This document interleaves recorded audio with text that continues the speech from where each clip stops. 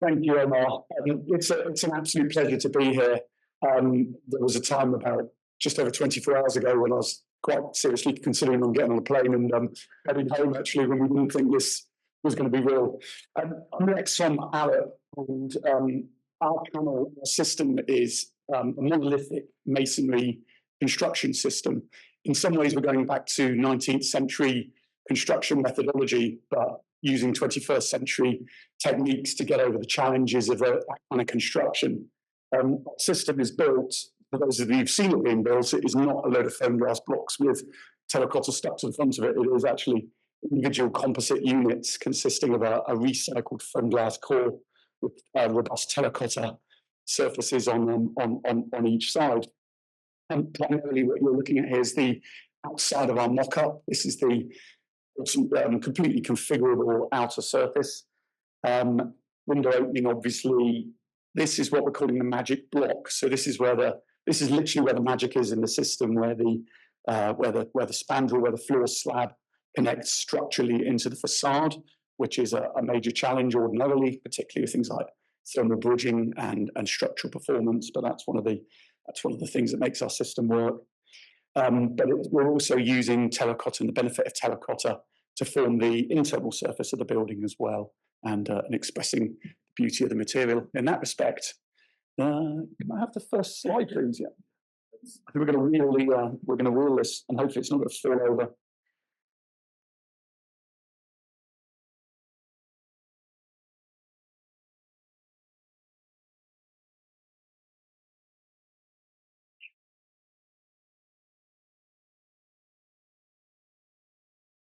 I actually had to leave when we put that on the forklift truck. I couldn't watch. Okay, next. How do I control them from here? Yeah, there we go. So we're a transatlantic team. I'm two of us based at Arup in London, two in Toronto, one in Los Angeles, and we've got a few others sort of helping us behind the scenes as well. We've got a real mix of skills as well: architecture, engineering, design, and ceramics as well. So this is pretty much as I've introduced our system. There's this monolithic panel, and any cold climate using modern construction, we all know that sort of type of system doesn't ordinarily work.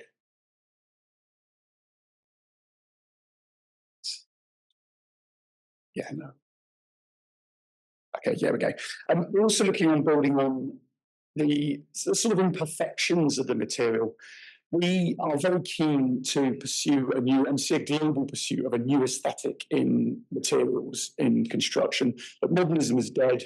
We shouldn't, in a climate crisis, be building 15 by 4 meter glass sheets and flashing 3 of them to get one that doesn't have a slight bit of wobble in it.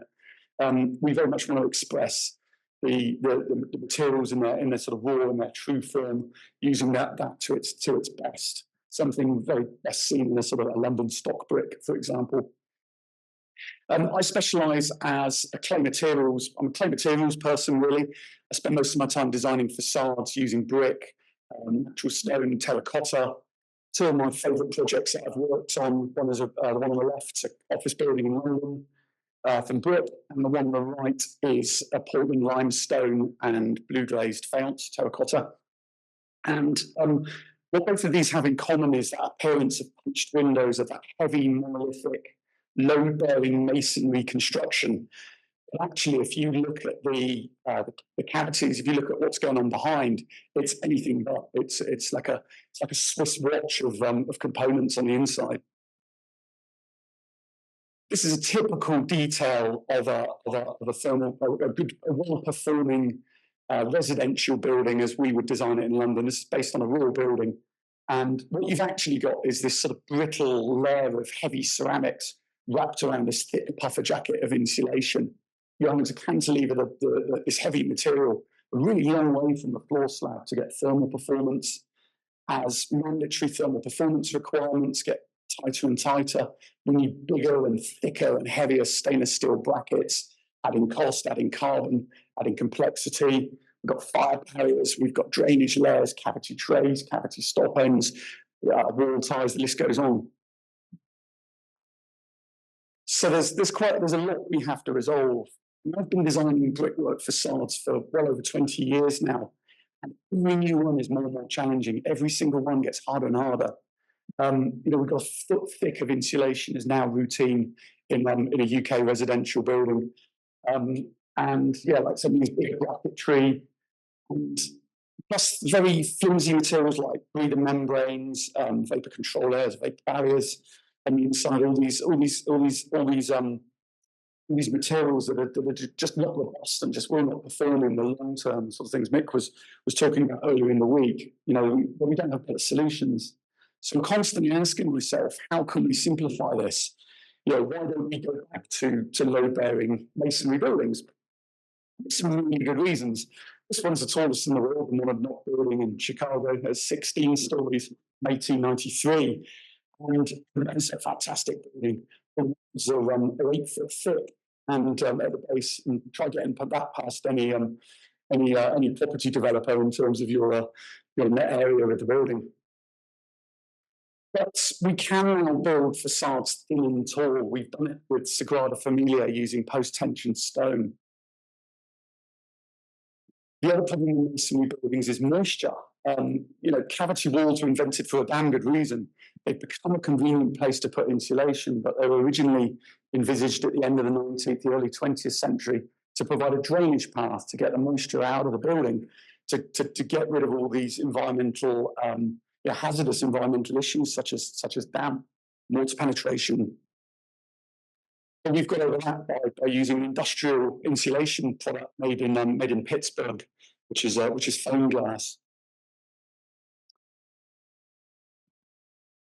The other challenge with these kind of building constructions is embodied carbon. Typical terracotta rainscreen system again is very much just as much aluminium as it is terracotta. So we've got a very sophisticated carbon calculation tool for facades at Arup, and we've done quite a few projects recently looking at different facade types on behalf of different clients. These are some snippets from a study that was done, and the punched window type system, which is the sort of WT13 to 15 down on the bottom right there. So that's punched windows with a cladding on. Some sort of rainscreen cladding and usually a metal frame in the background, by a considerable way the lowest embodied carbon in terms of materials, the worst being double skin facades, double skin curtain walling systems. If we look at that in more detail, this is from a different study, we found that actually the greatest proportion of the embodied carbon is from the metal framing, from the aluminium or the stainless steel, not from the material itself. So we want to make the terracotta in this case, do its job structurally, be there to do what it does best. So our systems worked out about 24% less carbon compared to a standard brick facade, and 40% less compared to a terracotta facade, which is a really, really significant saving. This was our starting point. This system's been on the market for a couple of decades. It's made by Wienerberger in Europe, and it's a highly perforated, extruded terracotta block. But it's not like this big, robust, frost durable Boston Valley terracotta. It's perforated. It's full of pores, which means it's very friable. It's very delicate. It's very weak. Makes it perform really well thermally, and it's good in compression, so you can stack it. And that's great because it makes buildings much more simple to build. The downside of this system, and I love this system, don't get me wrong, but the downside is that you have to cover up all that beautiful terracotta with a render on the outside or some sort of rainscreen cladding. So we started working with John and Andrew and with Mick and Andy, looking at whether we could do a sort of dual extruded block, so kind of soft and porous in the middle and really thermally well performing and durable and strong on the outside. And that might be possible, but that's a long way off. That's a lot of development. So we couldn't make it work thermally either, and it just wasn't good enough thermally. So we abandoned that, and we moved on to the idea of using this foam glass, this load-bearing glass-based insulation. which has a relatively low embodied carbon, or it's higher than insulation products, but it's considerably lower than the masonry units, concrete blocks, for example. And yeah, we came up with this system. So the two blocks currently banded. For those of you who've been in the studio, you'll see how fired all this stuff is. I'm really sorry to the staff in the workshop, because there's black dust everywhere from this stuff. But the idea is that you can separate the two skins at end of life. You can literally scrape the foam glass off. The current idea is that it's bonded together, but it has these stainless steel ties which just sort of hold it together, mainly during construction. It's built on blocks. Thank you, Lex. So, one of the properties of terracotta that we're keen to exploit to make it earn its place on the building is its strength. So, terracotta, Boston Valley's material is, for example, is about 3 times stronger than a typical brick you might use as a facing material in facade.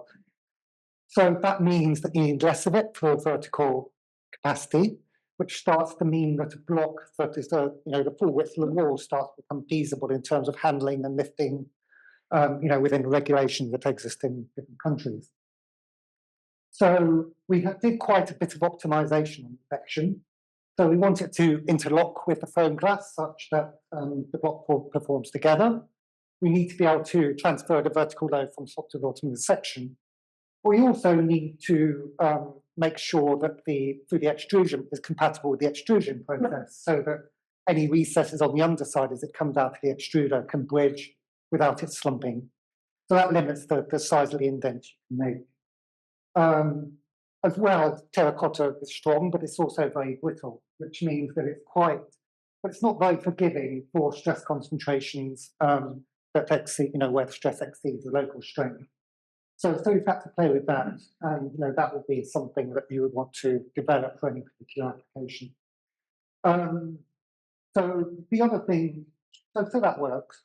The other thing is when you put a vertical load on the combined block, it all squashes together. The terracotta is about 120 times stronger as foam glass. In other words, foam glass is less than 1% of the strength of the terracotta. Fortunately, the terracotta is also 30 times as stiff. So when you load it together, that means that the stresses within the foam glass still stay within the allowable stress ranges for that material.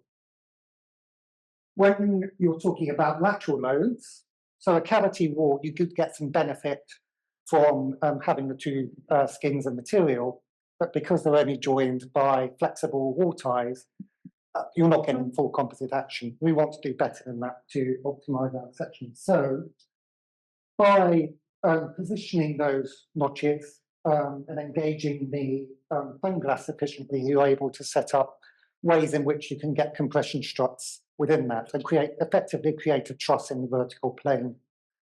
And then to complete that truss, we have ties running across in the joints, which are there partly to help hold the block together during handling, but do also mean that you have something to make that wall work and avoid tension within the foam glass. Okay, next slide, please. Sorry, yes. Okay. So, in terms of masonry architecture, it always works on weight for its stability. So, you see that most in terms of Gothic cathedrals, where there's a huge manipulation of mass and weight to ensure that there's no tension within the stonework when the building is under windows. So we need weight for our system to work without other structure. So that means, and with the strength of the terracotta, actually there's an opportunity to support the floor, which means you're not only eliminating all of the metalwork and brackets and membranes and straps, but you're also eliminating vertical primary structure, which is an additional carbon saving. One of the issues with using masonry as a load-bearing material normally is that it takes a long time, and that slows down the building program. By only having one block without all of the ancillary items you would normally have in a masonry cavity wall, and plus bigger blocks because they're lighter, that significantly speeds up the construction time. Also, you'll have a nice waterproof building envelope very quickly to follow on changes in that building. So we think up to six stories or so, that is a viable and attractive way of using our blocks. Once you get beyond that, I think what we will start to find is that the weight of the terracotta you need to support the higher vertical load starts meaning that the block becomes too heavy to handle easily. So we can use the same block, but by post-tensioning it, keep the block to the same sort of proportions we have in our prototype. And that also means that those panels could be fabricated on the ground to minimize rugging at height and then lifted into place much as you would with a precast system, but without all of the additional insulation and rainscreen and so on.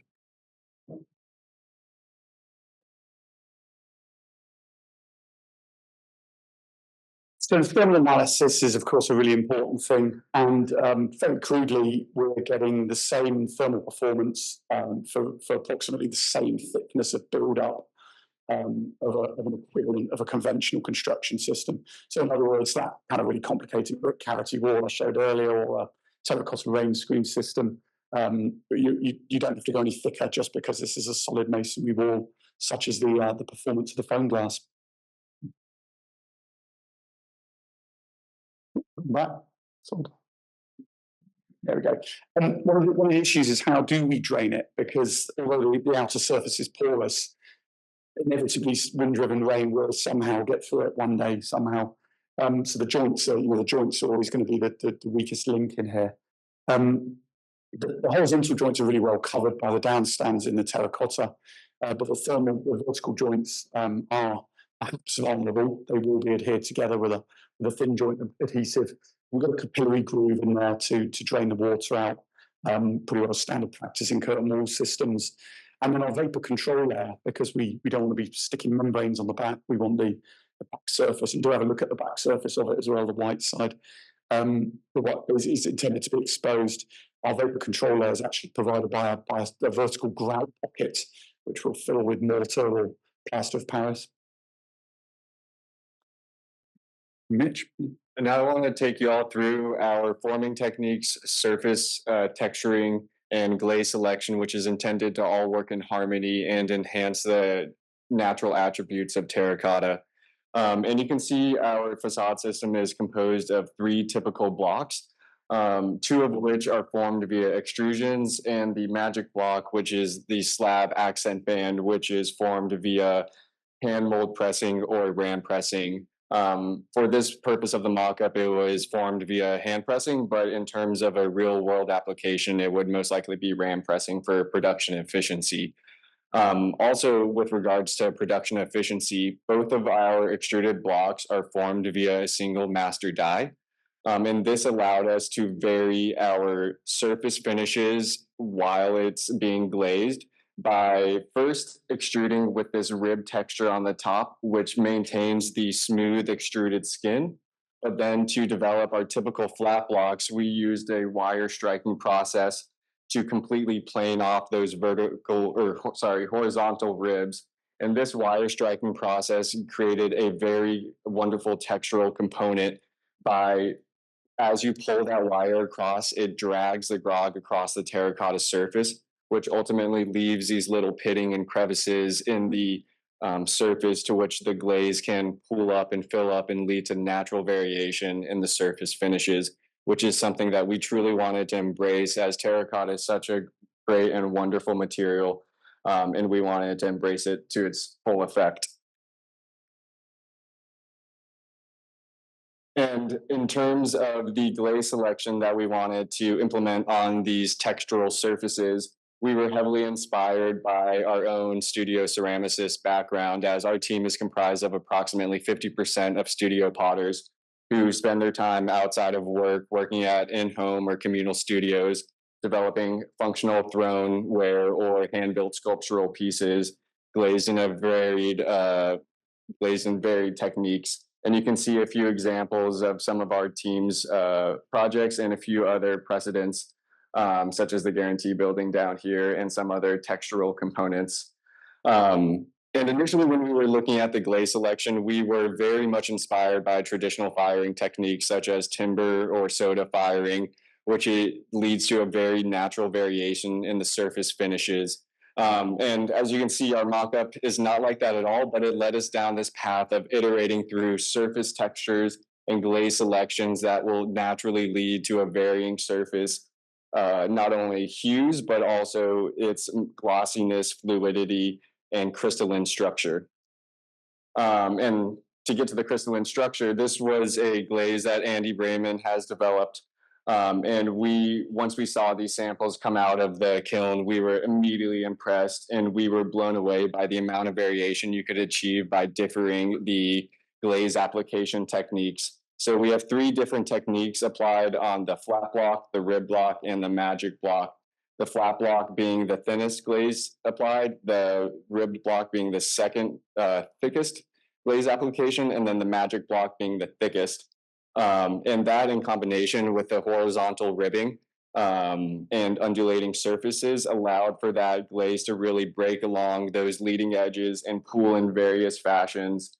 And I hope you all can take a look at this mock-up a lot closer, because one of my true kind of inspirations of this glaze were these microcrystalline structures that you can see here in the middle images, which truly embrace kind of that natural aspect of terracotta and allow users to appreciate terracotta from a macro and micro scale, which truly brings me delight as well as my team. And that's something that we just really wanted to enhance with this mock-up.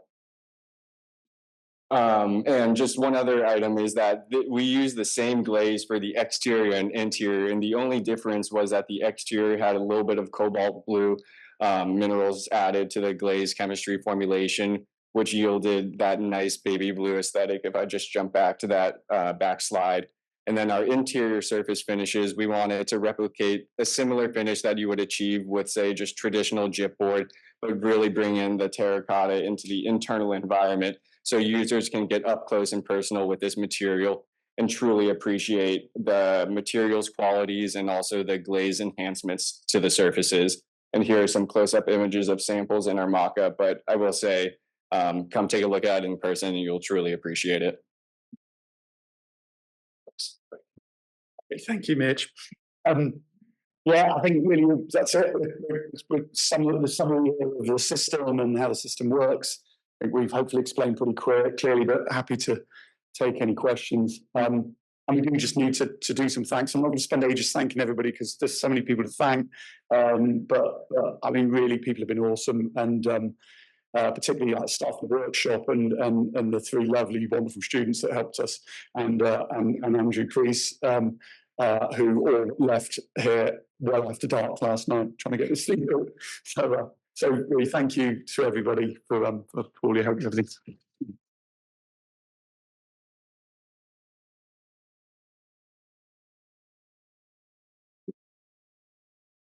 So if there are questions, we do have some time, and I want to pass this around. One over here. Maybe you had me unsolved. Oh.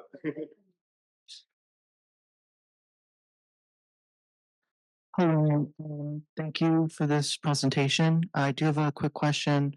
And if I did miss something, I'm sorry I came in like 5 minutes late, so please forgive me. How exactly does your system handle freeze-thaw cycles with regards to the porosity of the terracotta and the glaze terracotta matrix, basically? Yeah, sorry, I've got this columns just in the wrong place. I do a structural engineer. This can be taken out, can't it? Just so you'll see me. Yeah, I mean the terracotta itself is very, very highly durable in frost terms. John, how long have you been making this stuff? 2 years, yeah, and it's routinely sold in North America and Canada and used in extremely cold climates. So it's inherently very frost resistant, I would say. Other questions? Oh, there's one here. Just a quick question on the layerings that you guys have. I think it's fantastic. It's beautiful. the interlocking between the terracotta and the foam glass, it seems like there was articulation of the extrusions of the terracotta and the foam glass itself. Yes. Did you end up extruding the foam glass also to match the profile? And was there any sort of bonding agent between the two beyond the straps that we saw? Yeah. So did we extrude that glass profile that you see in the block with the interconnects? Right. We didn't, because we used just sort of standard production foam glass blocks. Don't look too carefully, but on the sample over there on the table, you can see little lines where we glued them together and hid them afterwards and tucked the little bits in. But the intention is the production version would be you can foam foam glass into a mold to a certain shape, but just like terracotta, the tolerances of broad, in fact, they're probably broader. We didn't even look at sort of co-firing the terracotta simultaneously with the foam glass. So, but Andrew quickly pointed out that would destroy their very expensive kilns, probably. The intention is that everything we do, they foam it and then they mechanically trim it with a saw or a wire cutter, like you would with extruded polystyrene. And the intention is it would be saw cut to fit, and then just lightly bonded and then clipped into place. Any more questions, anybody? Oh, one from Mick at the front.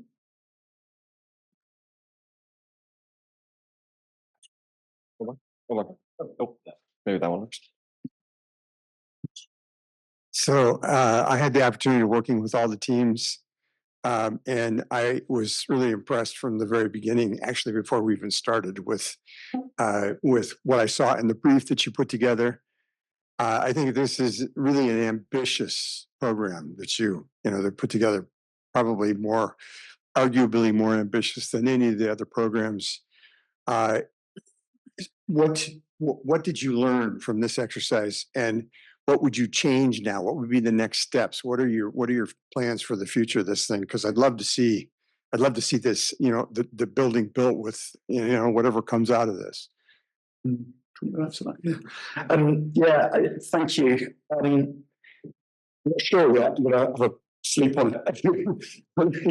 The intention is to develop it commercially. Absolutely, it's a employee-owned company, which means that a lot of our profits go back into. We can apply for research projects. Some of that has funded us being here and working on the project. So my intention is through that or other means, hopefully getting some money from developers or manufacturers. We've probably had enough out of Boston Valley for the time being, we absolutely want to keep it moving and develop it further and fully test the system as well, put it through proper test rigs. So there were no real fundamental deal breaker problems that you encountered, and would you continue? Did the terracotta perform as you expected? Did the foam glass? I mean, are there material changes that you would make in the future? The foam glass was very difficult to work with. It's very friable. It's very dusty. It's non-toxic, but it is a very powdery material. I think the production and use of a material that kind of loose on site needs careful thinking about. It would be nice to replace perhaps some sort of biocomposite material in future. We talk about sorts of stuff like hempcrete, hemp shiv mixed with hydraulic lime, perhaps. But one of the advantages of foam glass is its compressive strength, and hempcrete will absorb moisture as well. So for the time being, I think foam glass seems to be the right material. But yeah, it just never fails to surprise me how hard it is to put stuff together, no matter how well you plan it. It's always very difficult. But I think we've learned a lot of lessons. Yeah. We're not there yet. There's still stuff to develop. The magic block is still in development, and exactly how that connects to the floor slab. That's why it's magic, because we can make anything up we want about it. But we kind of know how it works. But there's a bit of work to go. But like the actual proposal, like not here we had to kind of choose to glue it together just for the sake of doing it in 3 days. Actually testing it with the straps and on the correct assembly block by block. I think that would be a really good testing. Absolutely, yeah. And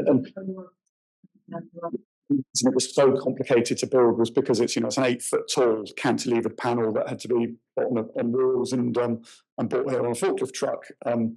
Whereas, in reality, obviously, it's blocks built up on blocks, and that needs to be structurally tested.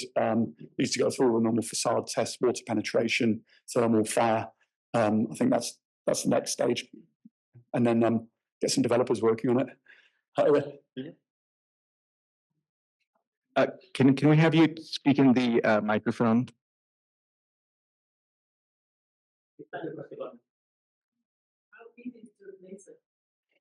To replace the yeah. Okay. Yeah, Could you repeat the question? Sure. Yeah, just to repeat the question is if a block, you can hear if a block gets broken, how do you replace it? It's a good question. I think just like any masonry system, you would break out the old block, put a replacement in. Would have to think of some sort of means of mechanically fixing it. I wouldn't want to sort of just glue it in, or let people do. I think some sort of yes. Exactly. It is, of course, a very robust material, and whenever we design a facade, it gets impact tested. We do project-specific impact testing as well. And I know for a fact that Boston Valley's material is extremely solid and performs very, very well in impact tests. So I think it'd be quite rare it does get broken ground level, most likely. Yeah. So we probably should move to the next one. There are a lot of questions actually on the chat, so I'm just going to ask one or two for their sake, so we're a little bit fair on that. There's a question: would this buildup of materials be compliant with approved Doc B in the UK market? And is external access required to apply jointing compound between the panels? If so, any plans for development to avoid external access using perhaps dry gasket system? Yeah, that's a good question. One of the ways we envisaged it working is that up to Ed was talking about, structurally working unreinforced up to probably about 6 stories, actually about 6 stories, and at that kind of height we would typically use scaffold and can usually go to scaffold well beyond that. Higher than that, when it's post-tensioned, there is the potential to make prefabricated panels by pre-tensioning them. So you build it very much like you would a sandwich, precast sandwich panel, and actually lift them into place. Those panels are normally wet jointed from abseilers typically afterwards. Super. Well, thank you very much. Thank you. Sorry for the overrun.